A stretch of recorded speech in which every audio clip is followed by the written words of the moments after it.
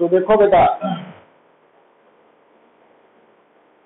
Last time आप जो topic discuss कर रहे थे about AC through resistor, AC through capacitor.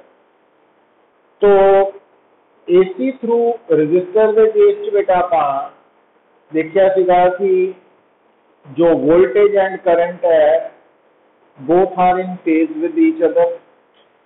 और दूसरी गल कि जो रेजिस्टेंस है, रेजिस्टेंस ऑफ रजिस्टर है, that is independent of frequency of alternating current flowing through the resistor और independent of frequency of voltage applied across the resistor। तो फिर बेटा आप एसी थ्रू कैपेसिटर वाली डिस्कशन भी की थी। तो एसी थ्रू कैपेसिटर के केस तुसी की देखिया कि जो करंट है it leads the voltage bye 90 degree. और फिर बेटा जो कैपेसिटर की ऑपोजिशन है, मतलब जो कैपेसिटर करंट नू अपोज करदा तो उस ऑपोजिशन नू असी कैपेसिटिव रिएक्टेंस का नाम दिता सी, जो कि फ्रीक्वेंसी पे डिपेंडेंट थी और कितना सी इनवर्सली प्रोपोर्शनल। और उसका ग्राफ भी आप प्लॉट किया सीगा ना, सारा गल की। हुण बेटा थर्ड एलिमेंट जिसके बारे आप हम गल करनी है वो है एसी थ्रू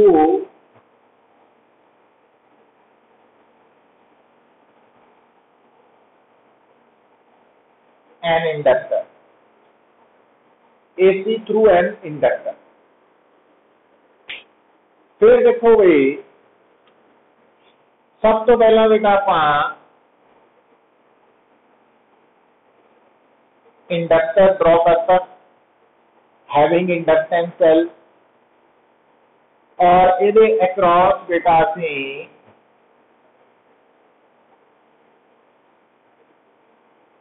अप्लाई करती सोर्स ऑफ ईएमएफ। हुण ये जी सोर्स ऑफ ईएमएफ है आप अज्यूम कर लेने कि let voltage across inductor be E nought sine omega t. हुण बेटा थानू याद आना चाहिए ये जी वोल्टेज है ये अल्टरनेटिंग वोल्टेज है जी कि लगातार चेंज हो रही है। और अल्टरनेटिंग वोल्टेज के कारण जो करंट पैदा होएगा वो भी अल्टरनेटिंग करंट होएगा। और अल्टरनेटिंग करंट का मतलब है जो लगातार चेंज हो रहा है। हुण बेटा क्योंकि असी इलैक्ट्रोमैग्नेटिक इंडक्शन का कंसैप्ट, फिर उस तो बाद सेल्फ इंडक्शन, म्यूचुअल इंडक्शन, ये सारे कंसैप्ट ऑलरेडी डिस्कस कर चुके हैं। तो जो सेल्फ इंडक्शन का कंसैप्ट है वो सानू याद होएगा कि जदों भी बेटा किसी भी इंडक्टर के थ्रू पास करने वाला करंट अगर चेंज हो रहा तो उस इंडक्टर के अंदर सेल्फ इंडक्शन के कारण इंड्यूस्ड ईएमएफ पैदा होएगा। हुण बेटा ये जो थोड़े सामने इंडक्टर है ये अक्रॉस क्योंकि असी अल्टरनेटिंग वोल्टेज अप्लाई की है, तो अल्टरनेटिंग वोल्टेज अप्लाई करने करके इस इंडक्टर के अंदर अल्टरनेटिंग करंट फ्लो करेगा जो कि लगातार चेंज हो रहा। तो इस करके सेल्फ इंडक्शन फिनोमिना के कारण इंडक्टर के अंदर इंड्यूस्ड ईएमएफ पैदा होएगा। और इंड्यूस्ड ईएमएफ जो है उसका formula due to self induction minus L D I by D T है। ये आप सेल्फ इंडक्शन के कंसैप्ट पढ़िया थी ना टॉपिक। और जी गल बेटा याद रखनी है क्योंकि ये जड़ा इंडक्टर है ये आइडियल इंडक्टर है। आइडियल इंडक्टर उन्होंने असीं कहने हैं कि बेसिकली इंडक्टर जो है वो किस तरह बनाया जाता कि एक वायर को ना सोलेनॉइड की फॉर्म दे विच वाउंड किया जाता है। हुण जिहड़ी वायर है जे आपां एक्चुअल वायर देखिए तो वायर कादी बनी होएगी, कॉपर दी है, सिल्वर दी है, कोई भी कंडक्टिंग मटीरियल होएगा। तो कंडक्टिंग मटीरियल की रेजिस्टेंस भी होएगी।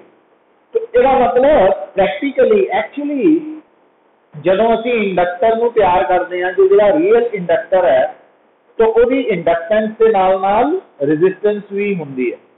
पर इतने बेटा आप गल कर रहे हैं सिर्फ आइडियल इंडक्टर बारे कि असं ये मान के चलते हैं हाले कि जो साडा इंडक्टर है वो प्योर इंडक्टेंस पोजेस करता, उसकी रेजिस्टेंस 0 है। ठीक है, मतलब वो उस वायर का बनया जिस वायर की रेजिस्टेंस 0 है, एक आइडियल केस है। और आइडियल इंडक्टर के केस बेटा, आइडियल इंडक्टर के केस जो इंड्यूस्ड ईएमएफ पैदा होएगा वो हमेशा in case of ideal inductor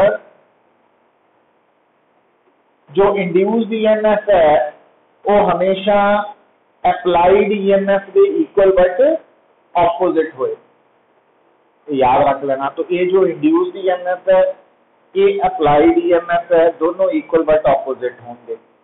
तो हम बेटा स्मॉल e की वैल्यू अगर L di/dt है माइनस, तो माइनस माइनस कैंसल आउट हो गया, तो डी आई की वैल्यू आ जाएगी E/L dt। हम आप इस E की वैल्यू में पुट कर देने, जो इतने सब्सटीट्यूट करेंगे तो D I become E0 sin omega t by L into dt। तो ये बन गया थोड़े सामने। हम आप करंट की फॉर्म च लियाने लिए की करांगे, इंटीग्रेटिंग बोथ साइड। हम जो आप डी आई नू इंटीग्रेट करांगे तो इस साइड से बेटा E0 L कांस्टेंट है, तो इट बिकम्स आई और आ बन जाएगा minus cos omega t by omega, है ना। तो हम तो इसे sine omega t d t की इंटीग्रेशन पता होनी चाहिए है, minus cos omega t by omega. तो I is equal to minus E0 omega L cos omega t. ठीक है, तो हम बेटा नंबर 2 हम देखो कि व्हेन, अच्छा एक और इंटरेस्टिंग गल जी आप ऑलरेडी डिस्कस करते ही आ रहे हैं कि जो इंडक्टर है इसके अक्रॉस जब तुसी अल्टरनेटिंग वोल्टेज अप्लाई की है तो उस अल्टरनेटिंग वोल्टेज करके जो अल्टरनेटिंग करंट पैदा होएगा इंडक्टर, ठीक है, उसकी फ्रीक्वेंसी ते अप्लाइड वोल्टेज की फ्रीक्वेंसी सेम है, omega omega angular frequency same है तो फ्रीक्वेंसी भी सेम होएगी। दूसरी गल बेटा हम तीनों केसेस दे विच तुसी ये देख चुके हैं कि जदों भी चाहे वो रजिस्टर है, इंडक्टर है, कैपेसिटर है, अगर अप्लाइड वोल्टेज अल्टरनेटिंग है तो करंट भी अल्टरनेटिंग ही पैदा होना है और फ्रीक्वेंसी सेम ही रहनी है। तो हुण अगर बेटा आप कहेंगे कि अगर व्हेन कॉस ओमेगा टी की वैल्यू -1 है, तो अगर इसकी वैल्यू -1 है तो इसकी वैल्यू की होगी I0 मैक्सिमम हो जाएगी ना। तो जब यदि वैल्यू +1 है तो यदि वैल्यू -I0 होगी, जब यदि वैल्यू -1 है तो यदि वैल्यू है ना +I0 हो जाएगी। तो आप उस अकॉर्डिंगली सेट करता। तो इक्वेशन 2 बिकम, तो अगर आ -1 है और आ माइनस मिलके प्लस हो गया तो उस वक्त I0 है, तो I0 is equal to E0 by omega L। Number 3, तो therefore equation 2 can be written as, तो इनू आप इहदी जगह मतलब E0 बाय ओमेगा L नू असीं I0 लिख सकते हैं।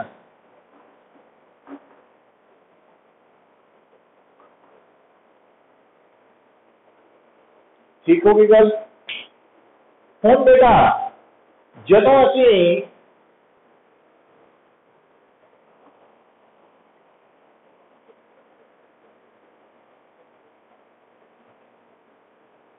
आ देखो हुण तुसीं इस एक्सप्रैशन नो minus I nought cos omega t नो इदा लिख सकते हैं कि माइनस कॉस ओमेगा टी नो आपां साइन ओमेगा टी माइनस 90 लिख सकते हैं ना। तुसीं इहनूं एक्सपैंड करके देखो sign omega t minus 90 minus cos omega T के बराबर आएगा। तो हुण ध्यान दियो बेटा हम इतों गल की समझ आई सानू यानी चाहिए है कि जिदा आप रजिस्टर के केस से प्रूव किया कि अल्टरनेटिंग वोल्टेज से अल्टरनेटिंग करंट च फेज डिफरेंस 0 होंदा इन फेज होंदे है। ते कैपेसिटर के केस से असीं प्रूव किया कि जो अल्टरनेटिंग करंट है it leads the alternating voltage bye 90 degree.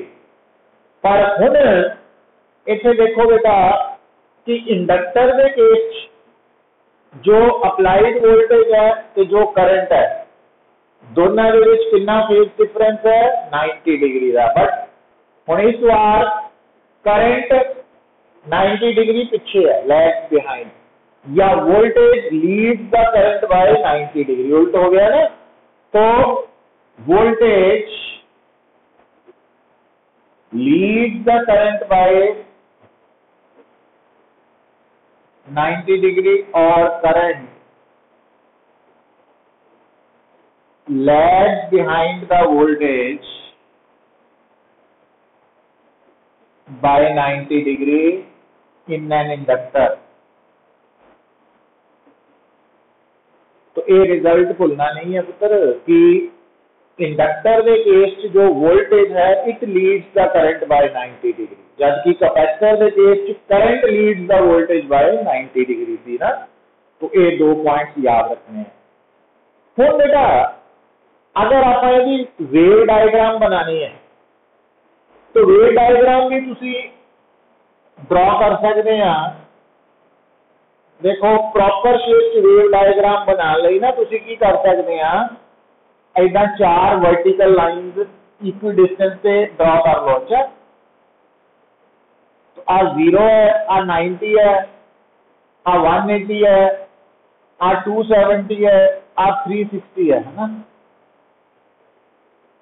हुण बेटा वोल्टेज जोड़ा ये इक्वेशन साइन थीटा वाली है तो वो साइन थीटा की फॉर्म च सो आ ई बन जाएगा। और जेड़ा करंट है बेटा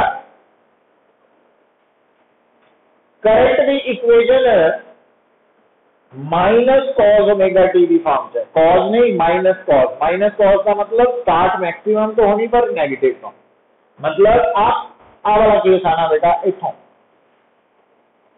ऐसा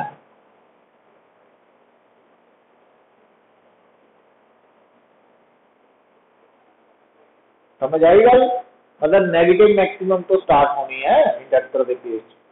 अच्छा हम बेटा जे तुसी फेजर डायग्राम की गल करते हैं तो फेजर डायग्राम कितना आ जाएगी। तो फेजर डायग्राम के केस क्योंकि असी ऑलरेडी प्रूव कर चुके हैं कि इंडक्टर के केस जो वोल्टेज है इट लीड सॉरी इंडक्टर के केस जो वोल्टेज है it lead the current by 90 degree. तो इस केस अगर बेटा आप वोल्टेज का फेजर है ई नॉट ओमेगा टी तो जो करंट का फेजर है वो वोल्टेज के फेजर नाल पीछे होएगा 90 डिग्री मतलब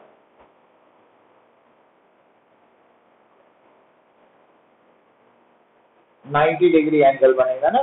तो करंट वोल्टेज तो लैग बिहाइंड कर रहा है ना 90 डिग्री जबकि कैपेसिटर की करंट वोल्टेज तो 90 डिग्री अहेड थी अगे थी। तो इस कारण करके ये ड्रॉ होना आना चाहिए। ये फेजर डायग्राम आ गई इंडक्टर के केस ये वेव डायग्राम है। तो मतलब इस पूरी डिस्कशन तो बाद हम अपन की क्लियर हो चुका वा कि जो इंडक्टर है उसके अंदर जो अल्टरनेटिंग करंट फ्लो करेगा क्यों अल्टरनेटिंग वोल्टेज से अप्लाई होते तो दोनों के फेज डिफरेंस आएगा 90 डिग्री का, पर हुण फेज डिफरेंस वोल्टेज लीड करेगी करंट नू 90 डिग्री। और बाकी गल बेटा सारे पॉइंट तिना ली कॉमन आप फिर रिपीट ही कर रहे हैं कि अल्टरनेटिंग वोल्टेज अप्लाई की जाएगी तो अल्टरनेटिंग करंट पैदा होएगा, फ्रीक्वेंसी सेम रहेगी, है ना।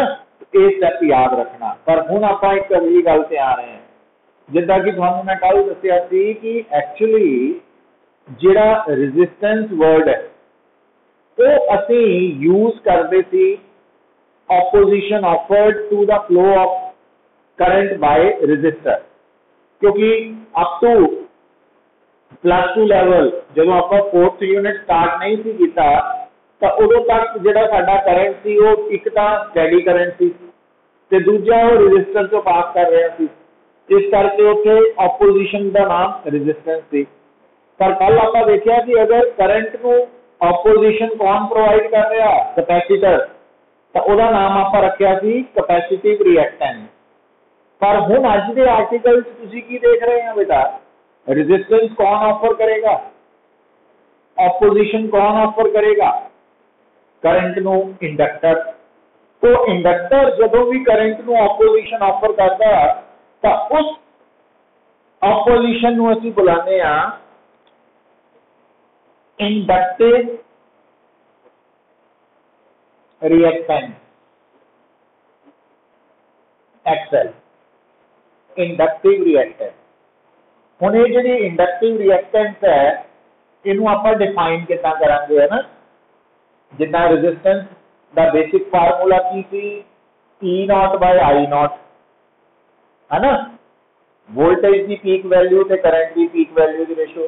तो सेम फार्मूला इत्थे भी लगेगा, पर आप इक्वेशन नंबर 3 च I0 के बराबर डिराइव कर चुके हैं E0/ωL। तो E0/ωL तो आ कटिया गया तो XL बिकम्स ωL। हुण तुसीं दोबारा ध्यान नाल सुनो पुत्र, जिहड़ी इंडक्टिव रिएक्टेंस है वो भी फ्रीक्वेंसी डिपेंडेंट है, पर वो कितना डिपेंडेंट है, directly proportional to frequency. Capacitor नाल उल्ट हो गया ना केस।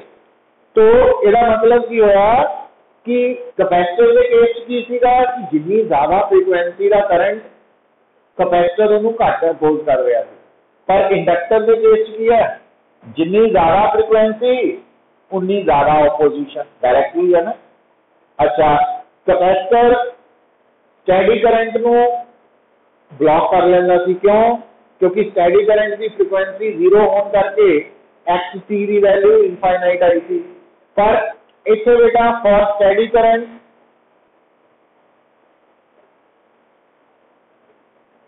फ्रीक्वेंसी 0 है, स्टैडी करंट को DC भी कह देंगे ना आप।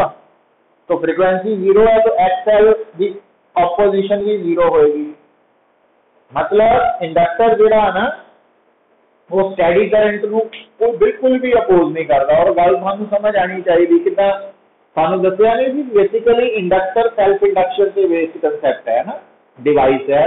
और इंडक्टर के करंट नू नहीं अपोज करना, किनू अपोज करना, करंट दे विच आ रही वेरीएशन नू, चेंज नू, तां ही पैदा हुंदी ना सेल्फ इंडक्शन। दे कारण ही तां इंड्यूस्ड ईएमएफ पैदा हुंदा, फिर इंड्यूस करंट आ जांदा। तो इंडक्टर जोड़ा वा और रेजिस्टर च फर्क की है, रेजिस्टर फ्लो ऑफ करंट को अपोज करता, जबकि इंडक्टर बेसिकली करंट दे विच आ रही चेंज को अपोज करता। तो इस कारण करके जिहड़ा स्टैडी करंट है ਉਹਦੇ तो कोई चेंज आ ही नहीं रही, इस करके इंडक्टर ਉਹਨੂੰ बिल्कुल भी अपोज नहीं करता। मीन स्टैडी करंट के लिए इंडक्टर जिहड़ा वा वो लाइक ए शॉर्ट सर्किट है ना, जीरो रेजिस्टेंस पार्ट हो गया। तो ये पॉइंट नोट कर लेंगे तुसी। हुण बेटा क्योंकि इंडक्टर के केस च जो XL है वो फ्रीक्वेंसी में डायरेक्टली प्रोपोर्शनल है, तो इस कारण करके इंडक्टर के केस च XL ते फ्रीक्वेंसी का ग्राफ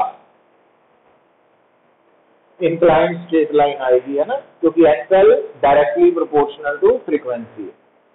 सो हुण ये जी ओवरऑल आप डिस्कशन की है, ये बेटा जो पॉइंट सानू समझ आने चाहिए है वो की है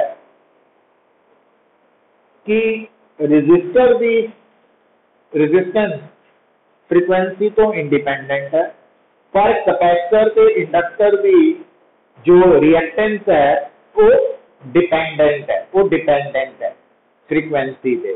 कितना डिपेंडेंट है? तो एक्स सी निकालन का फार्मूला 1/ω_c है, तो एक्स एल निकालन का फार्मूला ω_l है। तो ये रिजल्ट याद रखने हैं। और ये गल का ध्यान रखो बेटा, रेजिस्टेंस, कैपेसिटिव रिएक्टेंस ते इंडक्टिव रिएक्टेंस तिना का एसआई यूनिट ओम है, तिना का एसआई यूनिट ओम है, ठीक है। जबकि कैपेसिटेंस का एसआई यूनिट फैराड है और इंडक्टेंस एल का एसआई यूनिट हेनरी है ना। ये ऑलरेडी आप गल कर चुके हैं। हुण जदों तुसीं गल करदे आ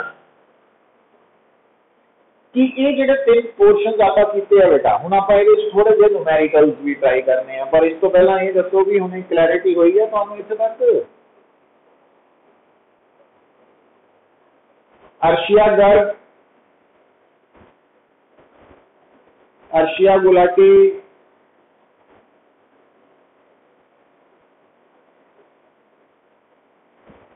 हरजशन,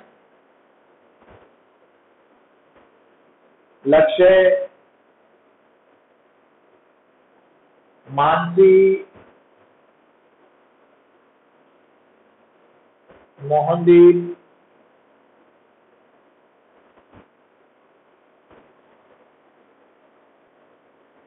हम देखो ठीक है बेटा, हम देखो हम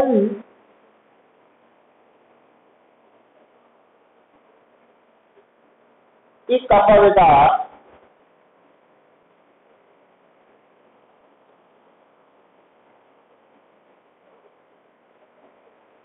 न्यूमेरिकल ट्राई करते हैं।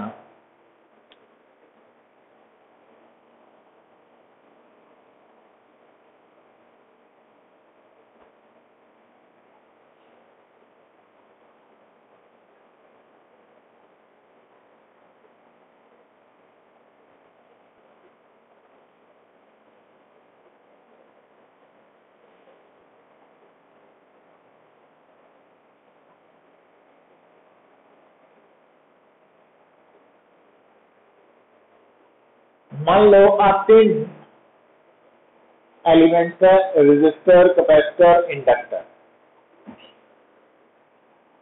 हम बेटा तिना दे अक्रॉस असी वोल्टेज अप्लाई कर रहे हैं,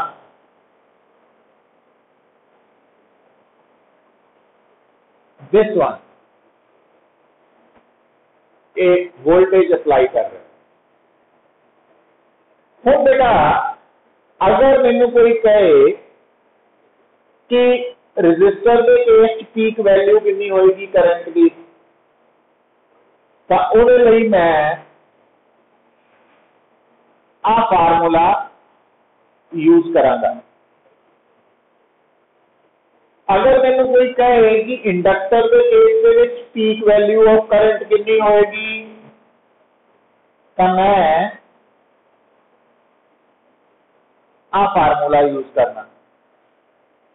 तो जे मैनू कोई कहे कैपेसिटर के केस करंट की पीक वैल्यू,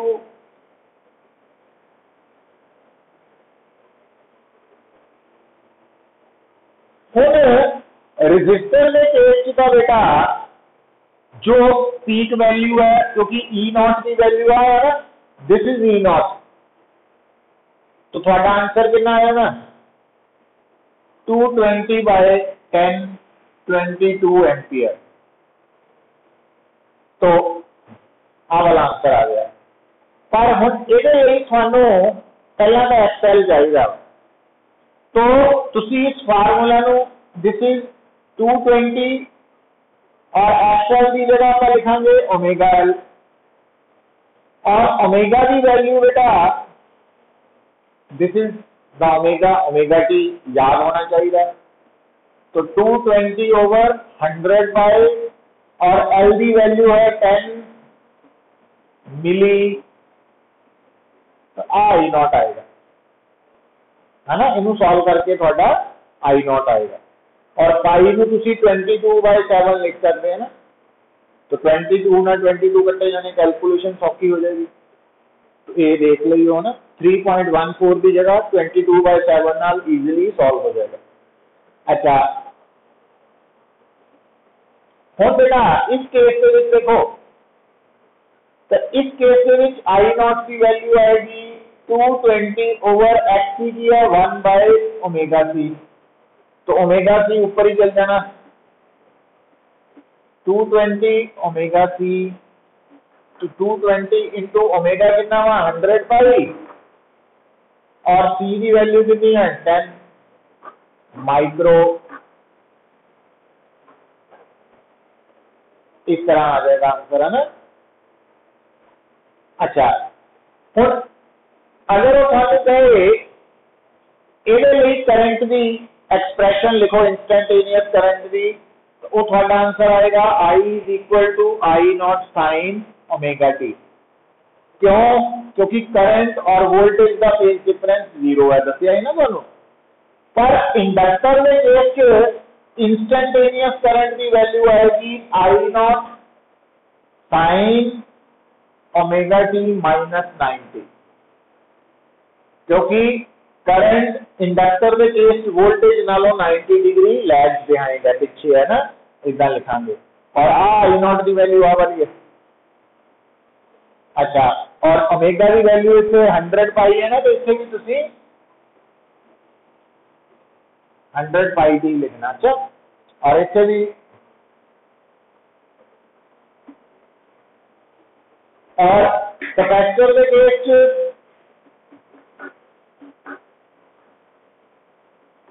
ω_t + 90 आ लिखना। तो हुण बेटा मतलब जदों भी असी इंडक्टर दे नाल ट्रीट करना, तो इंडक्टर की जो ऑपोजिशन है करंट नू, इंडक्टिव रिएक्टेंस, वो XL सिंबल नाल लिखनी है और वो ω_L के बराबर है। ते कैपेसिटर दे नाल जदों असी कैपेसिटर की ऑपोजिशन टू करंट लिखनी है XC कैपेसिटिव रिएक्टेंस, तो 1/ω_c यूज करनी है। तो ये रेजिस्टेंस की जगह रिप्लेस हो जानी है ना, तो इनू ध्यान च रख लेना। अच्छा हुण बेटा अगर सानू कोई कहे कि लिखो एक न्यूमेरिकल,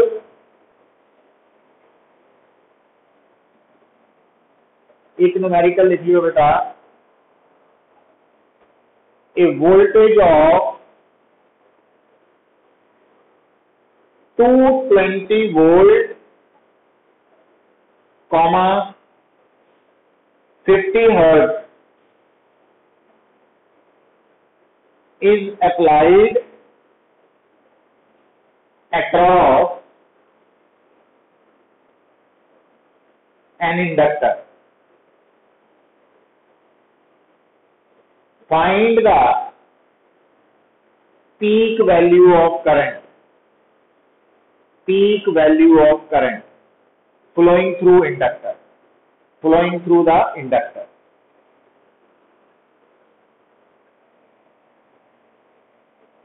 हुण गल नूं समझो पुत्तर, हुण तुहानूं इस गल नूं भुलना नहीं चाहिए कि तुहाडे सामने पहली गल तां इंडक्टर गिवन है ना, इंडक्टर गिवन है। गल नूं समझियो, जिहड़ी वोल्टेज है ना 220 वोल्ट, वो RMS वैल्यू है। तुहानूं दस्सिया ना, जदों सानू वोल्टेज के बारे कुछ ना दसिया गया, करंट के बारे, वो RMS मनना। तो इस कारण करके ध्यान च रखना, इनू पीक ना ले लियो। और फ्रीक्वेंसी 50 हर्ट्ज है, तो इसका मतलब ओमेगा 100 पाई बन जाना ना। तो इसका मतलब जो हम तुसी ERMS जी है, इसका पहला E0 कढूंगे, तो ई नॉट कितना निकलता होगा, क्योंकि ई आर एम एस होंगी है ई नॉट डिवाइडेड बाय √2, तो ए √2 ई आर एम एस बनेगा पुत्र। तो फिर आई नॉट की वैल्यू E naught by X L आएगी, और ई नॉट की वैल्यू √2 into E R M S 220 volt divided by X L omega L आ जाएगा। ਹੁਣ ओमेगा ਆਪਾਂ ਕੱਢ ਚੁੱਕੇ ਹਾਂ। अगर मान लो एल की वैल्यू दी हुई है ਤੁਹਾਨੂੰ सपोज 5 मिली हेनरी, तो ਤੁਸੀਂ ਇਹਨੂੰ सॉल्व कर सकते है ना, तो वैल्यूज पुट करनी है तो सॉल्व कर लेना। बट ਹੁਣ ਇਹਦੇ ਚ क्लैरिटी की होनी चाहिए है, ਜਦੋਂ भी ਹੁਣ ਗੱਲ ਨੂੰ सुन लो पुत्र, आ पॉइंट समझो, जे ए पीक वोल्टेज है सुनो, तो इनू रेजिस्टेंस नाल डिवाइड करन ते ये पीक करंट बनेगा। जे ये पीक वोल्टेज है तो इनू एक्सएल के नाल डिवाइड करन ते पीक करंट आएगा। जे ये पीक वोल्टेज है तो इनू एक्ससी नाल डिवाइड करन ते पीक करंट आएगा। पर बेटा जे ए जगह पे ई आर एम एस है तो उन्होंने आर नाल डिवाइड करन ते आई आर एम एस आ जाएगा। जे इत्थे ई आर एम एस है उन्होंने एक्सएल नाल डिवाइड करके आई आर एम एस आ जाएगा ना। इदा भी कर सकते थे इस न्यूमेरिकल नूं कि तुसी ई आर एम एस नूं एक्सएल नाल डिवाइड करके पहला आई आर एम एस कर लो, फिर √2 नाल मल्टीप्लाई करके पीक कर, सो उदा भी हो सकता। तो आ गल याद रखनी तुहाडे लई बड़ी जरूरी है। समझ आई गल? जे पीक वोल्टेज नू रेजिस्टेंस ना डिवाइड करोगे तो पीक करंट, जे आर एम एस नू करोगे तो आर एम एस करंट। तो ये स्टैप नू समझना जरूरी है तुहाडे लई, क्योंकि इत्थे गलती हुंदी है इस टॉपिक च ना। अदरवाइज कोई मुश्किल नहीं है ज़्यादा, बट ये पॉइंट है जिथे क्लैरिटी ना होने करके या जल्दबाजी करन करके असीं मार्क्स जिहड़े आ वो नहीं आते। तो